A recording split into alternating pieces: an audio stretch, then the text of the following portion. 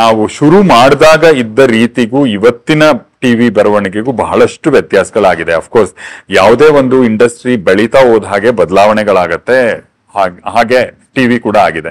ಇವತ್ತು TV is a big industry.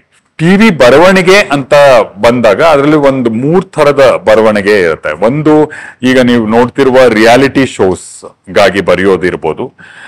ಮತ್ತೊಂದು ಈ ಸೀರಿಯಲ್ಸ್ ಇತ್ಯಾದಿ ಸೀರೀಸ್ ಎಲ್ಲ ಬರುವಂತದ್ದು ಇರ್ಬೋದು. ಇನ್ನೊಂದು ಈ ಕೆಲವಾರು ಕಾರ್ಯಕ್ರಮಗಳಿರುತ್ತೆ ಬರೀ ಆಂಕರ್ಸ್ ಬಿಟ್ಗಳನ್ನ ಬರೆಯುವಂಥದ್ದು ಇರುತ್ತೆ. ಸೊ ಈ 3 ಬರವಣಿಗೆ ರೀತಿಗಳನ್ನ ಟೆಲಿವಿಷನ್ ಡಿಮಾಂಡ್ ಮಾಡುತ್ತೆ ಬರಹಗಾರರಿಂದ.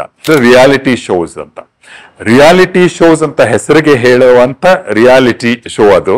ಆದ್ರೆ ಅದು ಸ್ಕ್ರಿಪ್ಟೆಡ್ ಆಗಿರುತ್ತೆ ಸುಮಾರಷ್ಟು. ಅಂದ್ರೆ ಅಟ್ಲೀಸ್ಟ್ ಅದರ ಅರ್ಧ ಭಾಗ ಸ್ಕ್ರಿಪ್ಟೆಡ್ ಆಗಿರುತ್ತೆ. ಒಂದಷ್ಟನ್ನ ಅವ್ರು ಅಲ್ಲೇ ಇಂಪ್ರಾಮ್ ಶೋ ಆಗಿ ಹುಟ್ಕೊಳ್ಳಿಕ್ಕೆ, ಮಾತಾಡ್ಲಿಕ್ಕೆ, ಬೆಳಿಲಿಕ್ಕೆ ಎಲ್ಲ ಬಿಡುವಂಥದ್ದು ಇರುತ್ತೆ. ಬಟ್ ಆದ್ರೆ ಅದಕ್ಕೂ ಒಂದು ಸ್ಕ್ರಿಪ್ಟ್ ಮಾಡ್ಬೇಕಾಗತ್ತೆ. ಈ ಸ್ಕ್ರಿಪ್ಟ್ ಬರವಣಿಗೆಯ ರೂಪದಲ್ಲಿ ಇರಲ್ಲ. ಬರಹಗಾರರೇ ಮಾಡ್ತಾರೆ. ಆದ್ರೆ ಇದು ಹಿಂದೆ ಕೂತು ಟಾಕ್ ಬ್ಯಾಕ್ ನಲ್ಲಿ ಕೊಡ್ತಿರ್ತಾರೆ ಅವರು ಆಂಕರ್ಸ್ಗೆ ಅಥವಾ ಬೇರೆ ಪಾರ್ಟಿಸಿಪೆಂಟ್ಸ್ಗೆ ಎಲ್ಲ ಹೇಗೆ ರಿಯಾಕ್ಟ್ ಮಾಡಬೇಕು, ಏನನ್ನ ಹೇಳ್ಬೇಕು, ಏನನ್ನ ಯಾವ ವಿಷಯನ ಅಲ್ಲಿ ಬಿತ್ತಬೇಕು ಆ ಪ್ರೋಗ್ರಾಮ್ ಮುಂದುವರಿಸಲಿಕ್ಕೆ ಅನ್ನೋದನ್ನೆಲ್ಲ ಆ ರೈಟರು ಟಾಕ್ ಬ್ಯಾಕ್ ಅಲ್ಲಿ ಕೊಡ್ತಿರ್ತಾರೆ. ಅವರು ಅಫ್ಕೋರ್ಸ್ ನೋಟ್ ಮಾಡ್ಕೋಬೇಕಾಗತ್ತೆ. ಅದು ಕೆಲವು ಪಂಚ್ ಡೈಲಾಗ್ಗಳನ್ನ ಬರೆದು ಹೇಳ್ಕೊಡ್ತಾರೆ.